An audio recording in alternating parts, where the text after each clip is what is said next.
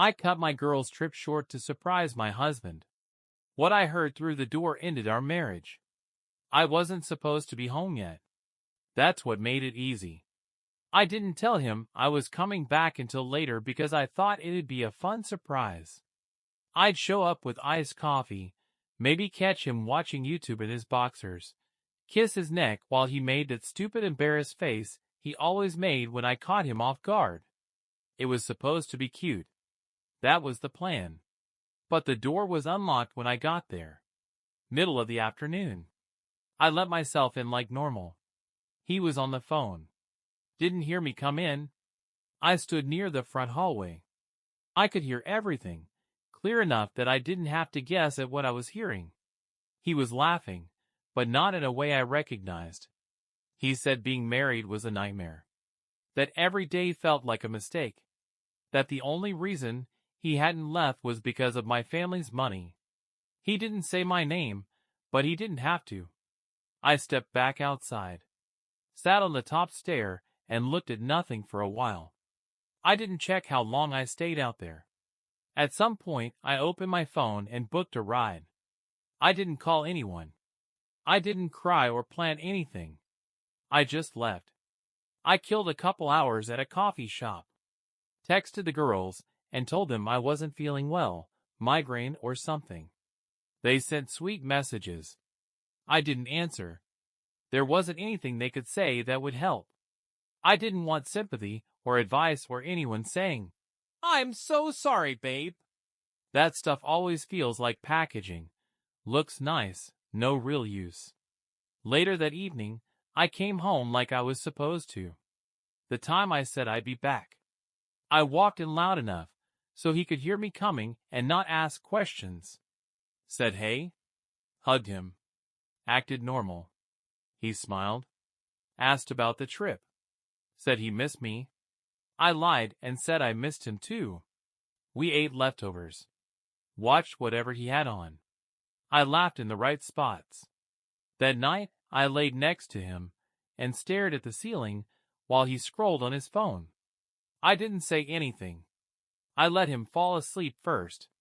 Then I got up and made a list. I wrote down everything I knew. Everything I wanted to know. Started going through our accounts. Nothing deep dive yet, just checking balances. Seeing what looked off. Noticed some transactions that didn't line up with what we talked about. Crypto, golf equipment, a few large transfers that never got mentioned. He had a credit card I'd never seen. That one pissed me off. Not because of the secrecy, but because it was so stupid. He wasn't even smart enough to cover his tracks. The next 2 nights I stayed up late digging. I made copies of everything. Passwords, bank records, texts, notes I'd written to myself with dates and receipts. I didn't tell anyone.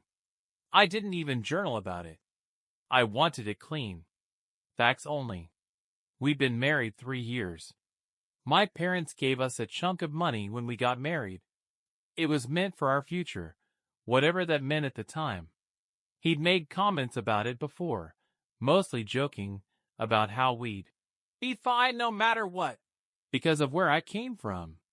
But I never touched the money. It sat there in an account under my name, untouched. He probably forgot that part. On the 5th day, I moved it. Not all of it. Just enough to make a point. I didn't tell him. I just did it. Then I closed the joint cards. Changed some passwords. Froze one of the lines of credit. All legal. All traceable. I wasn't trying to ruin him. I just wanted him to know he wasn't the only one keeping score. That was the day he called me 27 times in an hour. I was at my desk when it started. I let the phone ring. Watched each call come in. First one was casual. Second one too. By the 5th, he started texting. By the 10th, he was asking if I'd done something. By the 20th, he was accusing me of acting crazy. The last few were quiet, just the missed call alert, over and over, like a clock ticking down to something he couldn't undo. When he came home, I was in the kitchen. I had dinner ready. Chicken and rice. He always said my cooking was too salty, so I didn't season anything. I handed him a plate, sat down with mine, and started eating like it was any other day. He didn't say anything at first. He just watched me. I didn't flinch. Didn't explain. I asked if he wanted more rice. That's all. He looked at me like he didn't know who I was. Maybe he didn't. Maybe I didn't either. Later that night, I told him I had a headache and took the couch. He didn't argue. He knew something had shifted. That was the first time I felt something like relief, and even that didn't last. I didn't have a clean plan. I wasn't trying to teach him a lesson. I just didn't want to sit in the same room and pretend we still had something worth protecting. I wasn't done yet. But I was past the point of saving anything. I didn't block his number. I wanted him to feel it. Every time it lit up and I didn't answer. Every hour that passed with no response. I wanted him to sit with it. He kept calling. Not as much as that first day, but enough. Texts too. One-liners at first. Then guilt trips. Then full paragraphs about how I was blowing things out of proportion. He never asked what I heard. Just assumed I found something in the accounts, or maybe I talked to someone. The voicemail on day 3 sounded rehearsed. He used the word miscommunication. Like marriage was just a badly written email. I didn't respond to any of it. Not because I was being strategic, but because I didn't feel like giving him a way out. He stopped sleeping in the bedroom after that first week. Moved to the guest room without saying anything. We passed each other in the hallway like co-workers who used to sleep together and now just want the project to finish. The groceries still got bought. Dishes still washed. Nothing dramatic. Just quiet. Routine. Dead. That Monday I met with a lawyer. Not because I was filing yet, I just needed to know what I didn't know. It was a guy someone at work recommended. He didn't blink when I laid everything out. No judgment, no fake sympathy. Just facts. We talked for 90 minutes. I left with a list and a folder. That night, I came home, and he was sitting at the table like he was waiting for me. Said we needed to talk. I nodded, sat down. He looked like hell. Bags under his eyes. That twitch in his jaw he always got when he was trying not to lose it. He didn't yell. He didn't confess. He just asked if we could fix it. I stared at him and tried to picture the version of me that would have said yes. The one who would have cried and said, "Okay, let's go to therapy." She was gone. I told him I wasn't interested in fixing anything. Not because I wanted to punish him, but because I didn't see the point. He didn't take that well. Said I was being cold. Said I was giving up too easily. I didn't respond.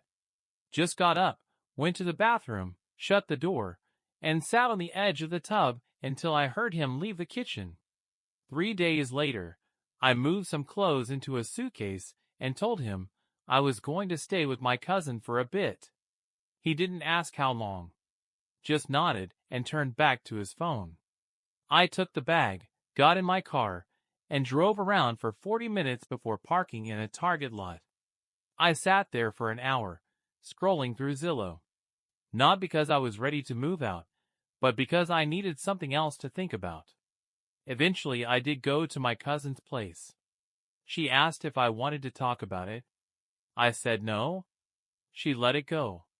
That helped more than she probably knows. He kept texting. Not every day, but enough to remind me he wasn't letting go. The messages started getting weird.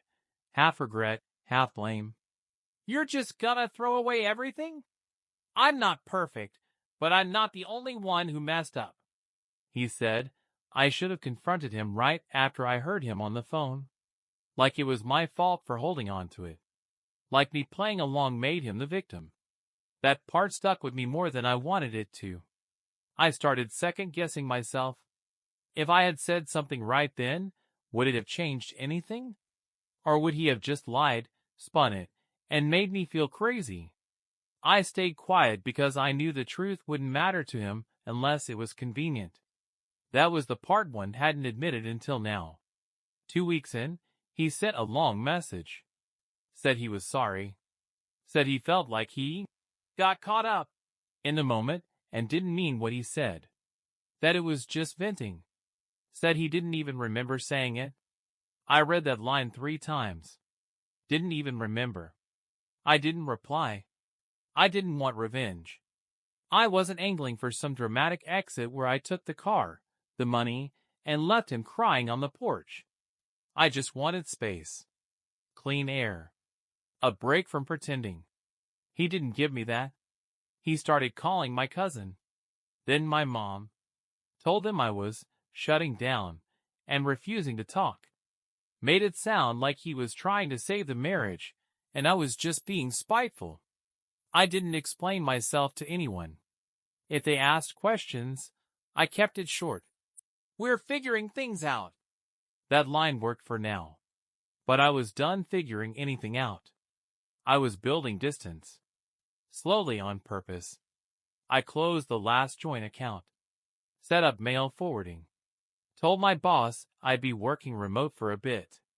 I wasn't sure where I'd end up yet. Just knew I wasn't going back to that house.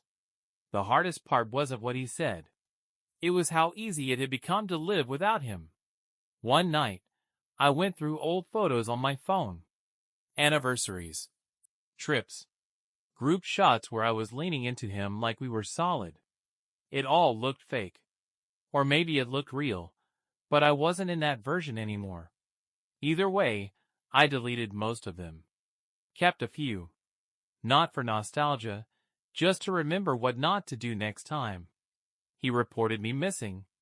I found out from my cousin, who found out from a friend of hers, who works at the local precinct.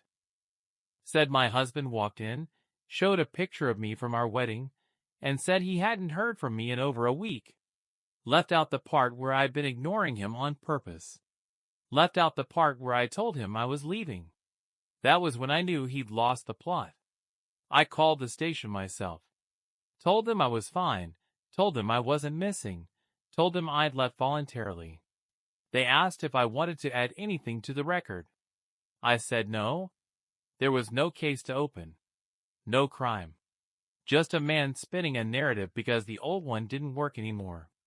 After that, the tone of his text shifted. He stopped pretending to be heartbroken. Started throwing numbers at me. Mortgage amounts. Bills. We need to have a real conversation. I ignored it. He kept going. Said if I didn't come home, he'd have no choice but to sell the car. As if that would shake me. As if that meant anything now. I gave him 2 more weeks. In that time, I found a short-term rental with no furniture and ugly carpet. Didn't care.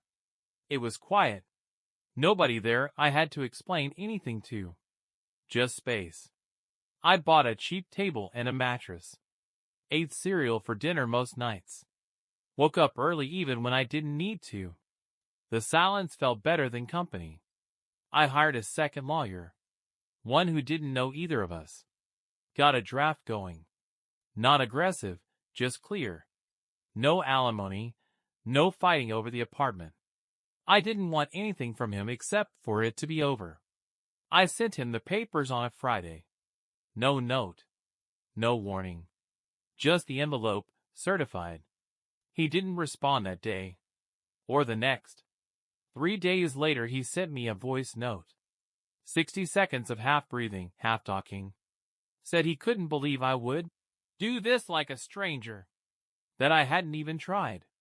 That this wasn't the woman he married. He was right. She was gone. I didn't reply. My mom called next. Said she heard I filed. Asked if I was sure. I told her I wasn't, but I was still doing it. She asked if I needed anything. I said no. She didn't push. That surprised me more than anything else.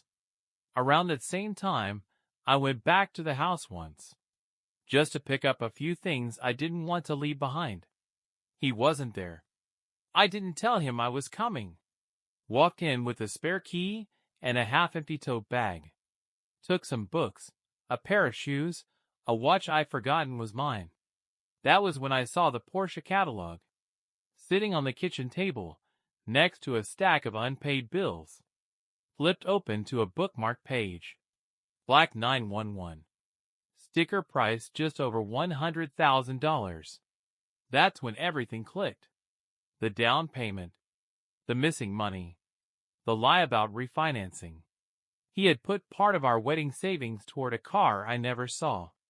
I took the catalog. Not out of spite. I just wanted to make sure I remembered who I was dealing with if I ever started to forget. When I got back to my rental, I stuffed it in a drawer and went back to working like nothing happened. The last time he tried to reach out was a week before the hearing. A long email this time. Said he still loved me. Said he wanted to talk in person. Said we could fix things, maybe travel, reset, start fresh. That word, reset, like we were just software that crashed. I read it once. Deleted it. I showed up to court with a clean blouse and my lawyer. He came alone. Looks tired. Said my name under his breath when I walked in, like it would pull something out of me. It didn't. We sat in front of the judge for 20 minutes. No argument. No scene. Just paperwork. Signatures. Silence. Outside, he tried to catch up to me. Said my name again. I kept walking. Got in my car. Drove to a gas station and ate a granola bar in the parking lot. Didn't cry. Didn't feel triumphant. Just sat there until I could breathe normal again.